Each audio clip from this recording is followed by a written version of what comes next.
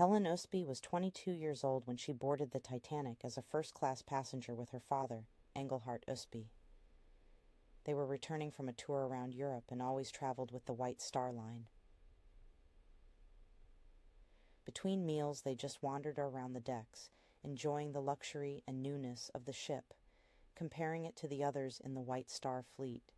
On Sunday, she enjoyed the evening concert by the orchestra and then went to her cabin early. As she was drifting off to sleep, she felt a series of bumps that made her sit up in her bed. Everything fell silent, including the engines. As she was trying to make sense of what happened, she heard doors around her open. The first voice she heard was a woman asking a steward what happened. She heard the quick reply of, "Everything will be all right." Due to this, she decided to get out of bed to get dressed. As she is exiting her room, she sees her father leaving his as well. In this moment, there was no panic. Many became curious and started wandering around the decks to see what happened.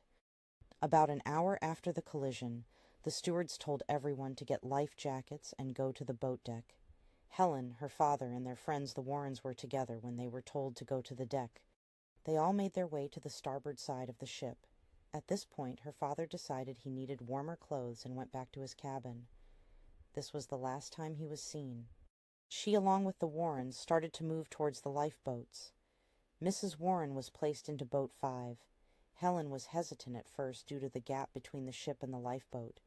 She reluctantly took the steps into the boat as she knew it was her only chance if the Titanic was truly sinking. The lowering of the lifeboat was unpleasant as it was done very crudely with ropes and 2 people manning them.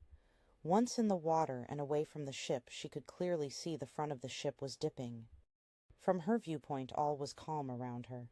Sadly, she was able to hear those who were stuck on the ship as it sank. She heard the cries of those who knew there was no hope, and she watched as the ship stood on end and cracked in half, eventually sinking into the dark ocean. Once the ship was gone, all she could hear was the cries of those who had survived the sinking but were now stranded in the water. After a few hours, the cries went silent. These 2 sounds would haunt her for the rest of her life. By the time she reached the Carpathia, she was frozen and had to be pulled into the ship. She was given a warm place to sit with blankets and hot drinks. Once she was able to move, she went searching for her father with no luck. She did come across a few friends who had a cabin on the Carpathia. They offered to let her use their room for the remainder of the trip to New York. She lived out the rest of her life living with the memories of this tragedy. She did eventually travel back to Europe for business, but she always carried that night with her through everything she did.